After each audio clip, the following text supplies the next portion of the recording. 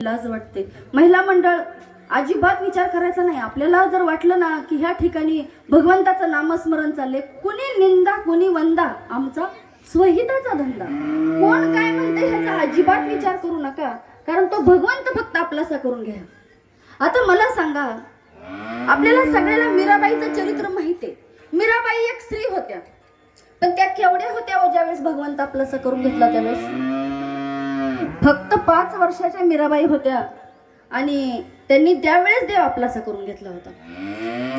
आज आमचं वय अर्ध होऊन गेले तरी आम्हाला देव आपलासा करू वाटत नाही. मीराबाईचं उदाहरण सांगते तुम्हाला, म्हणजे तुमच्या लक्षात येईल. असणाऱ्या मीराबाई 5 वर्षाच्या घरात खेळतायत आणि दारातून वरात चालली. मीराबाईनं आईला विचारलं, आई हे काय ग? त्यावेळेस आईनं सांगितलं, मीरा ही वरात आहे आणि ते घोड्यावरती तो नवरदेव आहे म्हणे. नवरदेव?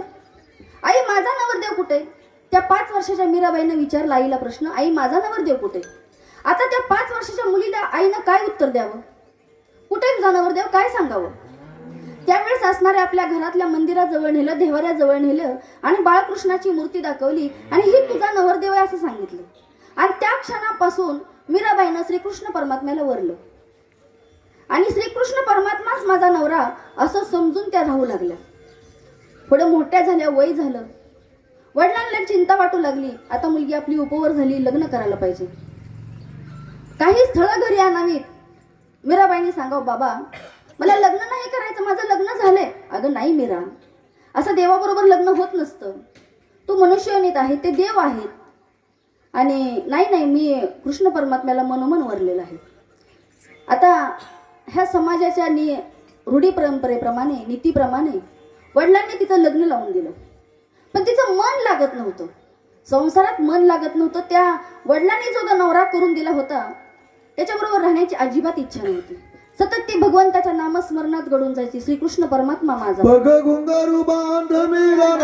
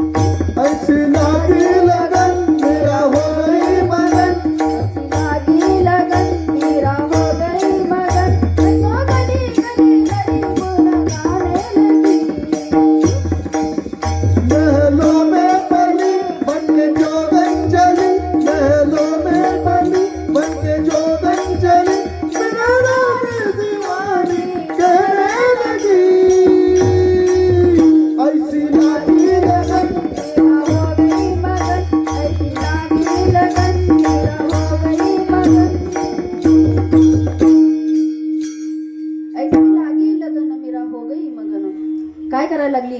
ती गल्ली बोळातून फिरत होती, फक्त श्रीकृष्ण परमात्म्याचं नामस्मरण करत. पायात घोंगरू बांधून नाचत होती, फक्त माझ्या श्रीकृष्णासाठी. मग आम्हाला कशासाठी लाज वाटायला पाहिजे? देवाचं नाव घेत असताना आपल्याला नाही लाज वाटली पाहिजे. तो भगवंत आपलासा करून घ्यायचा. मीराबाईच्या जीवनातला आणखी एक छोटासा प्रसंग सांगेल. आज आम्हाला असं वाटतं की महिलांनी भक्ती करत असताना करावी की नाही, महिलांनी कीर्तन करावी की नाही. मला सांगा, जे म्हणतात महिलांनी कीर्तन करू नये त्यांनी एकच उत्तर द्यायचं की तुम्ही आभाळातून पडलाय का? ह्याच्यापेक्षा जास्त मी बोलत नाही, कारण माझं हे सासर आहे. म्हणजे जर जास्त बोललं तर थोडं त्रासदायक ठरेल. पण एक प्रश्न आहे की तुम्ही महिलांची ज्या ती हेळसांड करता, महिलांनी कीर्तन करू नये असं म्हणणाऱ्या लोकांना प्रश्न एकच आहे की तुमचा जन्म सुद्धा एका महिलेपासून आहे. अरे नारी नारी मत करो यारो, नारी रतन की खान, नारी से ही पैदा हुए भीष्म प्रल्हाद हनुमान. अहो भीष्मासारखे, हनुमंतरायांसारखे, प्रल्हादासारखे रती महारथी रत्न ह्या महिलेच्याच उदरातून जन्माला आलेले आहेत. आणि त्या ठिकाणी माणसं म्हणतात की महिलांनी कीर्तन करायला नको. तुम्हाला एक प्रसंग सांगेल, हे आत्ताच नाही, पहिल्यापासूनच 5000 वर्षापूर्वी माझ्या मीराबाई नाचत होत्या, गात होत्या, भगवंताचं नामस्मरण करत होत्या, देव आपलासा करून घेतला होता. आणि गावात जीव गोस्वामी नावाचे संत आले. मीराबाईंना वाटलं त्या संतांचं दर्शन घ्यावं. बघा, आपल्यालाही आपल्या गावात एखादा संत महात्म्य आला की असं वाटतं की जावं आणि त्यांचं दर्शन घ्यावं. मीराबाई त्या ठिकाणी जीव गोस्वामींच्या आश्रमाजवळ गेल्या आणि बाहेर त्यांचे चोपदार उभे होते. सांगितलं, मला गुरूंचं दर्शन घ्यायचंय. चोपदारांनी मीराबाईला थांबवलं, सांगितलं, आमचे गुरु स्त्रीचं दर्शन घेत नाही. त्यावेळेस काय सांगितलं की आमचे गुरु स्त्रीचं दर्शन घेत नाही. आणि मीराबाई हसून म्हटल्या, ह्या मृत्यू लोकात श्रीकृष्णाखेरीज आणि अर्जुनाखेरीज दुसरा कुठलाही पुरुष नाही. तुमचे गुरु आहेत कुठले पुरुष, मला दाखवा. आणि तोच उत्तर घेऊन तो चोपदार आत गेला आणि सांगितलं, गुरुजी, बाहेर आलेल्या संत मीराबाई म्हणतात श्रीकृष्णाखेरीज आणि अर्जुनाखेरीज दुसरा पुरुषच नाही, बाकी सगळ्या स्त्रिया आहेत. बघा, असणारे पुढचे ग्रंथ पंत बाजूला ठेवले आणि उठून पळत सुटले आणि मीराबाईच्या चरणावरती लागले. कोण? जीव गोस्वामी, जे सांगत होते, जे बोलत होते की आम्ही स्त्रीचं दर्शन घेणार नाही. त्यांना समजून चुकलं की अरे खरंच आपण सगळ्या स्त्रियाच आहोत. हिथं बसलेल्या पुरुष मंडळींच्या मनात विचार आला पाहिजे, ताई तुम्ही असं म्हणता की आम्ही स्त्रिया आहोत, आम्ही पुरुष आहे. अहो, तुम्ही पुरुष नक्की आहात, पण तुम्ही सुद्धा कशाच तरी अधीन आहे. आणि जी व्यक्ती अधीन असते ना, त्याला स्त्रियाच म्हटलेलं आहे. स्त्री कशी अधीन असते? पिता रक्षंती कौमार्य, भर्ता रक्षंती यौवने, रक्षंती सविरे पुत्रान्य, न स्त्री स्वतंत्र मरती. स्त्री स्वतंत्र आहे, नक्कीच आपल्याला मान्य आहे. जोपर्यंत अशी लहान कुमारी वयात आहे तोपर्यंत पित्याचं संरक्षण असते. लग्न झाल्यानंतर पतीचं संरक्षण राहतं. आणि ज्यावेळेस स्त्री म्हातारी होते ना, त्यावेळेस तिला मुलांचं संरक्षण राहतं, कारण ती कुणाच्या तरी आधिपत्याखाली असते. तुम्ही म्हणाल आम्ही पुरुष आहे, आम्ही कुणाच्याच आधिपत्याखाली नाही, आम्ही आमच्या मनाचे मालक आहे. तुम्ही नक्कीच मनाचे मालक आहात, पण पुरुष वर्गापैकी कुणीही सांगावं आम्ही इंद्रियाचे मालक आहे का? तुम्ही तुमच्या इंद्रियाचे मालक आहात का? तर नाही.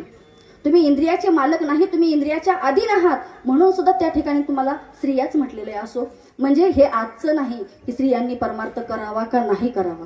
असो, या ठिकाणी आज आम्हाला संधी दिली म्हणजे आमचं गाव तसं चांगलं आहे बरं का. आमच्या गावात तशी काही परिस्थिती नाहीये की स्त्री पुरुषांना समान या ठिकाणी वागणूक दिली जाते. कारण तुमच्या लक्षात आलं असेल की एवढं महिला मंडळ, भजनी मंडळ उभं राहिले आणि पुरुष भजनी मंडळ कमी, म्हणजे या ठिकाणी महिलाच जास्त भजन करतात. विठ्ठल